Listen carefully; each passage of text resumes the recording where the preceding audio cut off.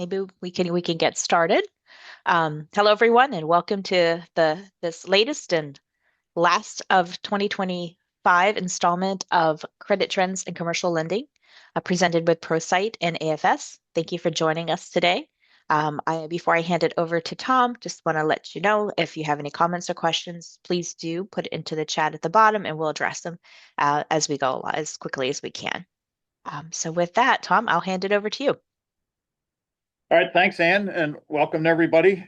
Hope you had a good Thanksgiving and looking forward to your holiday season. We're going to do something different today, and for the next couple of months, actually. It's the same data, but it's a different presentation format. I'm actually going to use the CRN dashboard to show you the results.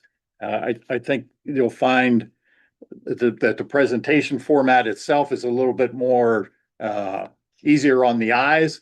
Also show you some of the capabilities of the dashboard, particularly for those of you that are members and from time to time want to see what you can do with it. And the handouts, so there will be a handout that goes with this. I'll do the screen captures here, so you still will get to see the data, the results, but we're going to go live as we go through this. So we're going to start on the executive webpage, the executive summary of the credit risk, credit risk navigator. And I'm going to look at past dues. You can see across the top, there are 6 tiles. We're going to start with past dues, and I've already selected C&I. So you can choose between C&I and CRE. I'm looking at C&I. So this is the past due trend. And one of the things we've learned over, it's now 22 years of CRN, getting ready to go 23. But we've learned to look at the changes in past dues over longer time frames. There's so much volatility, and you can see it a little bit here with delays in payments, that looking at month-to-month changes makes it hard to understand what's really happening. So you really need to look at a longer time frame. To do that, I'm going to switch here to quarter and then roll this back some. And I'm going to go and I'll just stay here where we are. So this is the month-to-month results since 2021. In October of 23, which is right here, you saw we were at 116. So this was at the height, if you remember, height of the inflation period. And so the past dues were really elevated, almost as high, if I come back a little bit, and apologize for this, almost as high as they were. Let me grab it. Right after COVID. So COVID, they'd gone up to about 140. All right. So we were at a pretty high point.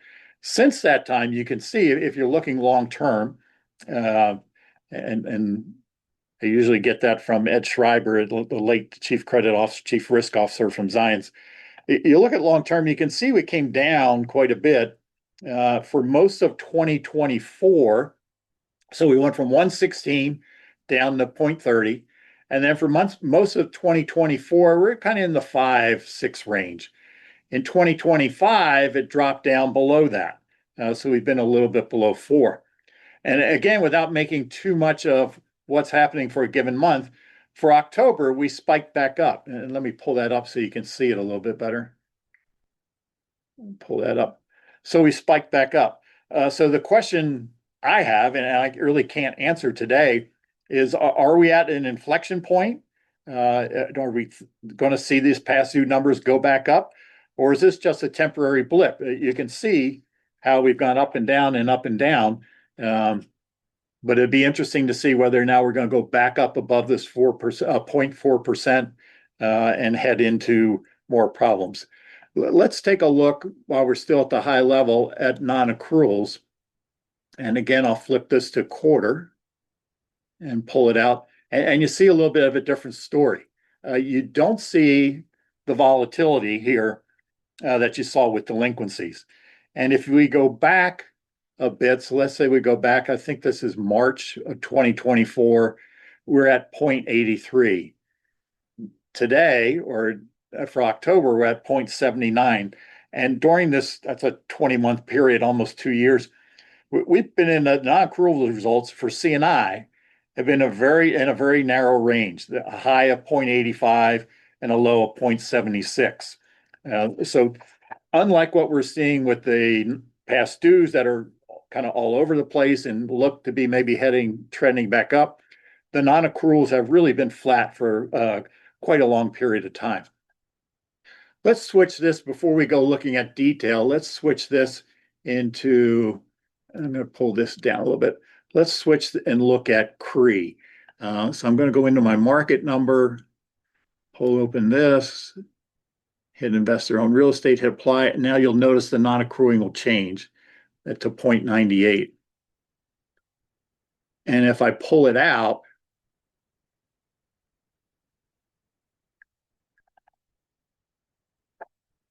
you can see that at one time, at the beginning of this year, it was 133, which was the highest level since September of 2014. And it's moderated quite a bit since then. So now we're down at 0.98. So you're not seeing the fluctuations, but you are seeing a moderation. So for CRE non-accruals. If you look at past dues, and I apologize for kind of jumping around here a little bit, I'll go back quarter and I'll come back. Again, you see the volatility that we saw with the C&I. But almost 2 years back, this is the number right here, November of 23, it was at 119. Then we saw a dramatic improvement. And by February of 25, earlier this year, we had dropped down to 0.33 in past dues. But since then, the level's been creeping up again. And now we're at 72. So kind of some interesting things going on there. We see the non-accruals kind of, we don't see the volatility in the non-accruals. We're seeing with the past dues, and both C&I and CRE past dues are going up. So the question is it, are we seeing a temporary blip again, or is this something, and a look at something that's going to change? So let's go look at some of the detail. And for that, I'm going to switch over to our executive warning page. Now here we have, again, the tiles, so the past dues and the non-accruing loans, and then I'll start with past dues. The speedometers in the middle show you kind of the historical highs and lows, and the median. So this is past due, 0.75 is the historical median. So you can see right now you're at 0.51, so you're firmly in the green. The top left chart, and I'll get out of there, shows you the dollars for past dues. And again, I'm on C&I. So you can see the dollars have kind of been, particularly here towards the end of the right-hand side, up and down a little bit, increasing a little bit more. This chart on the upper right is the percent of, it says percent utilized, so percent of outstandings. Again, you see the big blip for the COVID and then the recovery, another blip, and then a recovery, and now looks like it's heading up again. On the lower left side, you see the 10 worst performing industries. So here's some of the detail. So for instance, the worst is 72. Make sure I'm on C&I, which is accommodations and restaurants, and most of this is restaurants. 54 professional and scientific is in here as well. 81 other services, and then 53 real estate. This is real estate that's not classified as CRE. And then the last one that we'll mention in there would be healthcare. And a lot of that, the healthcare, is community housing.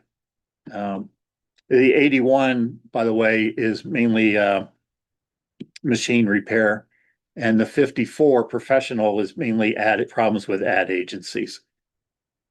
And then you see the 10 worst performing geographies. And I've been to here, and I apologize to anybody in Missouri. I cannot pronounce. I think it's Cape Girardeau. That's at 18%. Gainesville and Billings, I can pronounce that. Let's look at non-accruals. And again, we're looking at C&I non-accruals. The upper left is the dollars, and you can see the huge run up in dollars during the recession. And then again at the oil crisis, the beginning of COVID, and then basically nothing. And now, pardon me, it's kind of drifting up a little bit.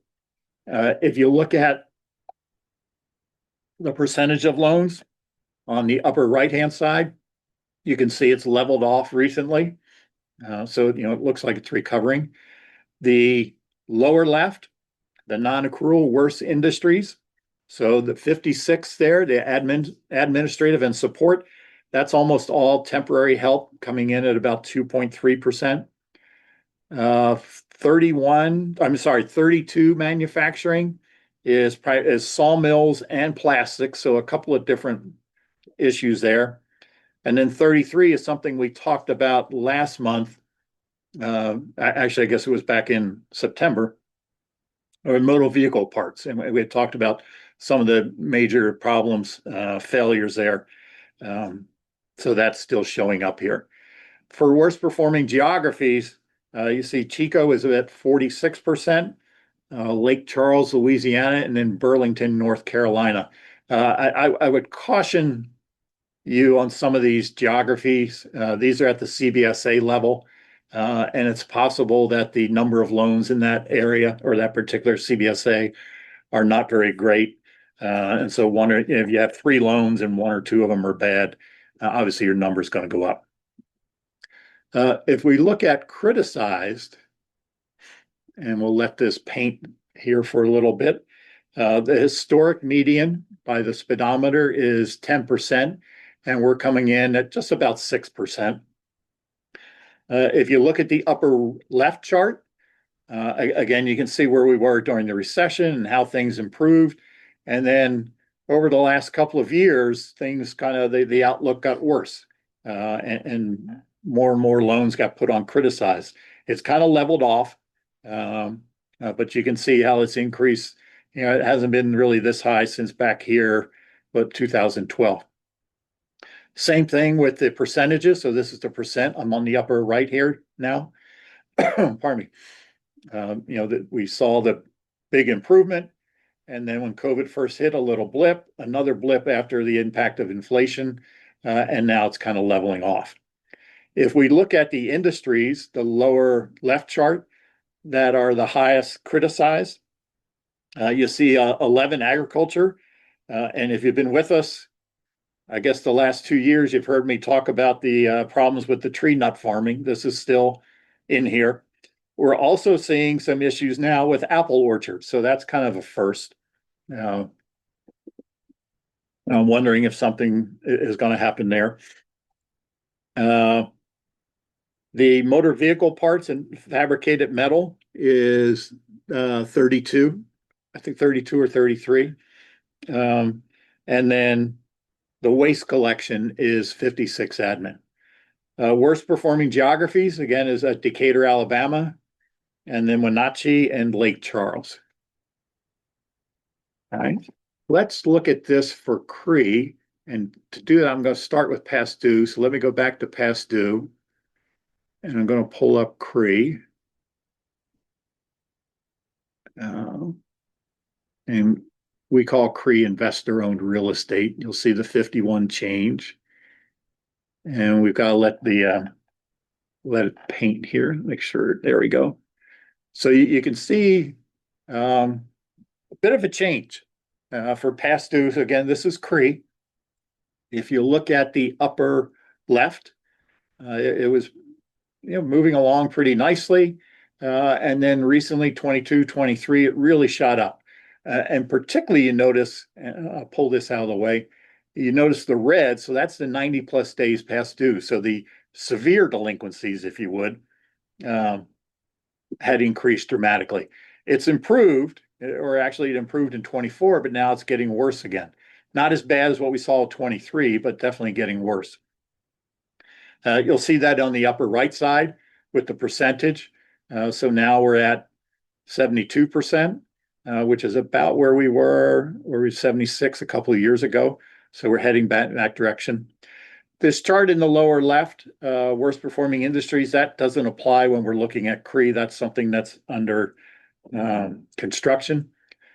But the worst performing geographies, Spokane, and then Rockford, Illinois, and Fargo. Let's look at non-accruals for CRE. And here we're at 0.98. If you look at the upper, and you can see on the tile, it's just about getting close to the median. So we're getting near a high point here, or the midpoint. The upper left, you can see the dollars were increasing and have backed off quite a bit over this past year. The percentage bears that out as well. We're not back to where we were pre-COVID, but we're coming back down. We're not as bad as we were. Again, the lower left chart, ignore that for now. And the worst performing geographies, CBSA, it's Owensboro, Kentucky. Homa, I believe that's in Louisiana again. And then Fayetteville, so that's Arkansas. If we look at criticized now, so let's go look at some credit quality. You can see it's at 959.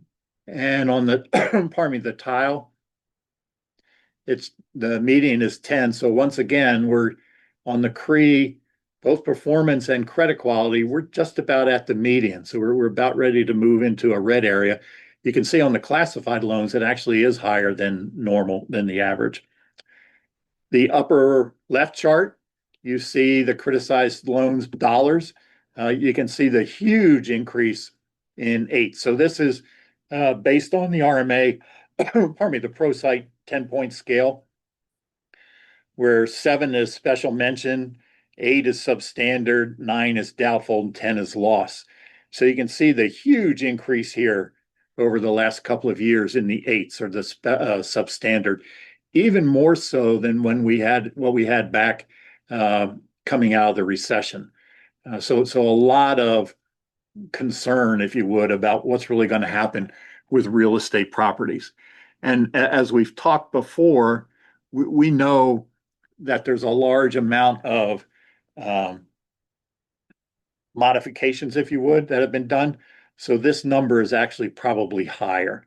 The percentage wise, you can see the increase over the last couple of years, backed off a little bit.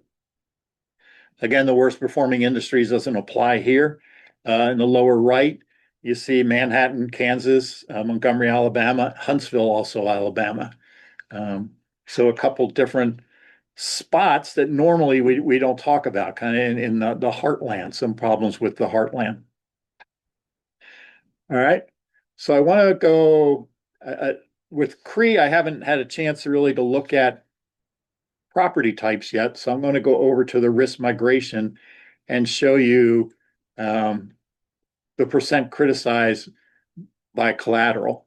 And I'm going to look down here at the lower level. And actually, let me show this as a table. So this is the percent criticized by collateral. And here I'm looking at the number of borrowers. And you can see the residential numbers are high. Almost 50% of the residential borrowers are listed as criticized. If you go, and then other CRE is high, office is high, lodging. If you go back and we switch just to look at CRE net book balance, you see a little different story. So the dollars associated, this time by property type, you see office is the highest, then healthcare. Residential is way back down here. There's office, healthcare, and then multifamily. All right. So, Ann, I think what I'll do, unless there's any questions, let me go back to looking at this one. And I'll open it up and see if there's any questions. Again, the new format, I'd be curious to see what people, or hear what people say, what they think of this. And I did not show, obviously, anything in terms of performance for CRE properties. If there's something that you wanted to see, please let me know via email and I can pull some numbers for you on that. But I'd really be interested to see what you thought of how we did it this way. And to me, it's a little bit cleaner. It's a little bit easier to present. But I'd be curious what you feel. So, Ann, I'll turn it back over to you for some questions. Sure. The current question, the only question that we have currently is about the copy of the presentation. And just to reiterate, we'll send out the screenshots more or less of how this is looking. It'll be slightly different perhaps than the deck that might have been received in the past. Yep.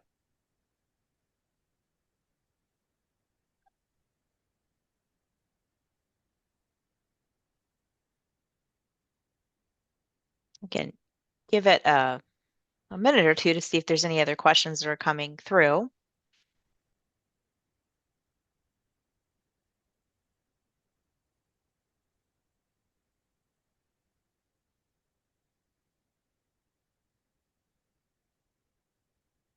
Yep, no other questions. Okay. Well, again, I'd be curious what people thought of how, this presentation format. If you do have a minute, as a matter of fact, let's see if I can pull it up with oh, not that one. Our email addresses are on the end of the presentation.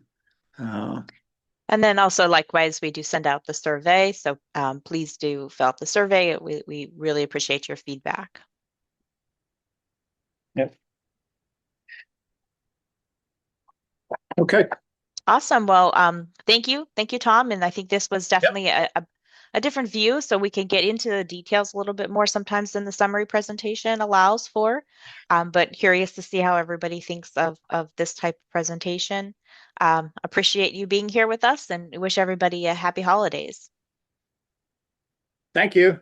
Thank you.